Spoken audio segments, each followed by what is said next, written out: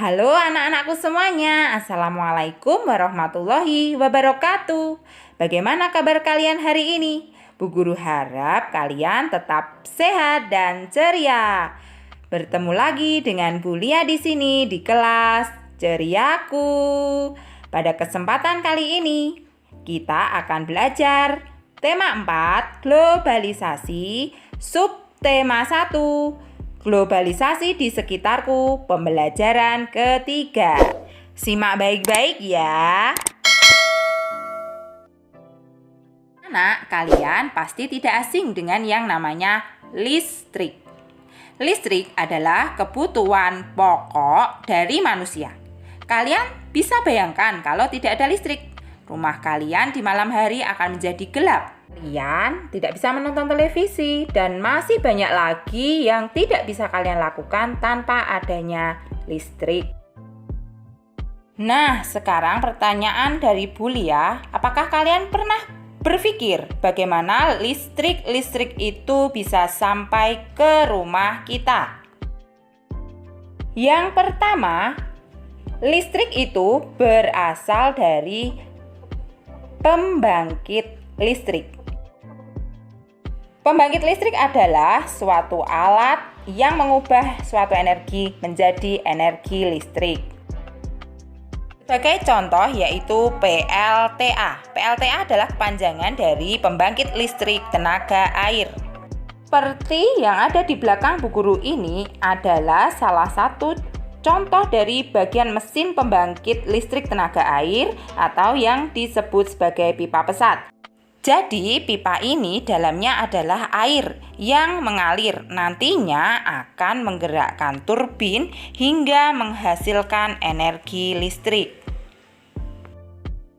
Yang kedua, energi listrik itu kemudian diterima oleh gardu TET atau gardu tegangan ekstra tinggi. Di gardu TET terdapat trafo step up yang berfungsi untuk menaikkan tegangan mencapai 500 kV. Tahu tidak kalian alasannya kenapa tegangannya harus dinaikkan? Alasannya adalah karena listrik akan mengalami perjalanan yang jauh sekali, sehingga membutuhkan kabel yang sangat panjang. Jadi, dengan dinaikkannya tegangan akan mengurangi rugi daya. Arus menjadi turun dan artinya ukuran kabel yang digunakan adalah ukuran kecil sehingga bisa menghemat secara ekonomis. Selanjutnya, setelah dari gardu TET, listrik akan masuk ke saluran udara tegangan tinggi atau disebut sutet. Pada sutet terdapat trafo step down yang berfungsi menurunkan tegangan yang tadinya 500 kV menjadi 150 kV. Alasan diturunkan tegangannya adalah karena memang jarak sudah tidak terlalu jauh dan sudah mulai banyak disalurkan ke rumah-rumah.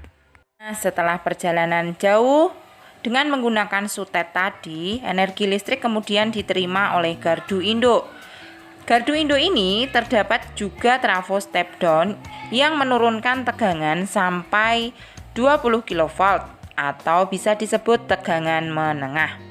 Listrik dengan tegangan 20 kV tadi akan disalurkan ke pelanggan tegangan menengah seperti pabrik-pabrik. Selain disalurkan ke pelanggan tegangan menengah, listrik juga akan disalurkan ke gardu distribusi atau disebut tiang. Jadi yang terakhir, energi listrik ini masuk ke gardu distribusi atau biasanya berupa tiang. Di sana terdapat trafo step down yang berfungsi menurunkan tegangan yang tadinya 20 kV menjadi 220 volt dan kemudian sudah bisa disalurkan ke rumah-rumah penduduk atau rumah kita salah satunya. Jadi itu dia alur listrik mulai dari pembangkit dengan tegangan yang sangat tinggi bisa sampai ke rumah kita. Nah, anak-anak, untuk lebih jelasnya lagi, kalian bisa membaca buku paket kalian tema 4 di halaman 25. Selanjutnya, kita akan belajar menjawab pertanyaan yang ada pada halaman 25.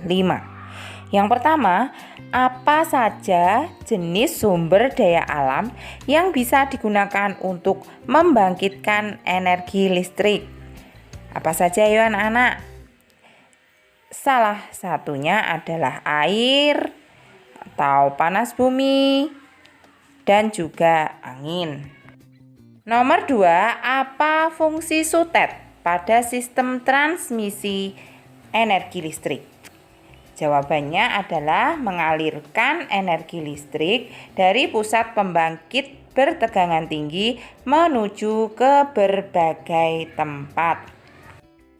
Nomor 3, mengapa energi listrik dari pusat pembangkit listrik perlu dinaikkan lalu diturunkan tegangannya sebelum disalurkan ke rumah-rumah? Kalian bisa menjawab karena jarak antara pusat pembangkit dengan rumah penduduk sangat jauh. Dengan menaikkan tegangannya, energi listrik tidak kehilangan daya terlalu banyak ketika proses transmisi.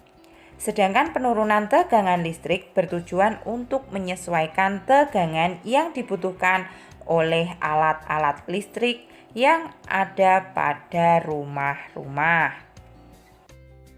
Nomor 4, bagaimana sistem transmisi tersebut memiliki peran penting di era globalisasi sekarang ini? Jelaskan dengan singkat.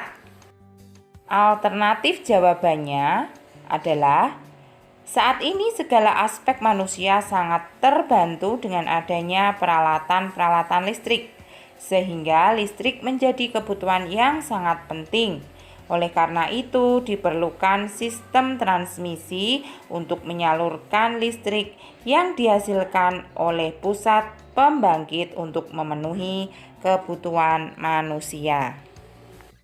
Anak-anak, komponen utama pada proses penyaluran energi listrik adalah saluran transmisi, sistem distribusi, serta transformator penaik dan penurun tegangan. Nah, kira-kira siapakah penemu sistem transmisi tersebut? Nikola Tesla adalah seorang kebangsaan Yugoslavia. Dia adalah penemu sistem pembangkit dan transmisi listrik pada tahun 1895.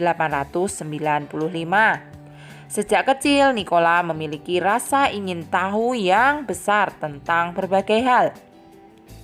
Ia sangat menyukai matematika dan fisika. Ia pernah bekerja sama dengan Thomas Alva Edison dan merancang 24 jenis dinamo. Setelah Michael Faraday yang menemukan energi listrik, Nikola mengembangkan penemuan tersebut dengan membangun pembangkit listrik tenaga air atau PLTA pertama di dunia. PLTA tersebut memanfaatkan air terjun Niagara di Amerika.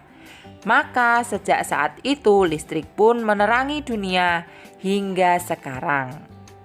Berkat penemuan Nikola Tesla, kini sebagian besar warga dunia bisa menikmati listrik.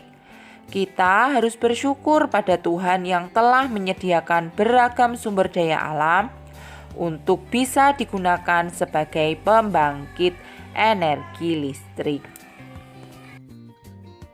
Anak-anak, berikut Ibu berikan contoh tulisan tentang proses menyalurkan energi listrik dari pembangkit mikrohidro hingga sampai ke rumah-rumah warga di lingkungan tempat tinggalmu. Kalian bisa membuat sendiri dengan penggunaan kosakata baku dan kalimat efektif.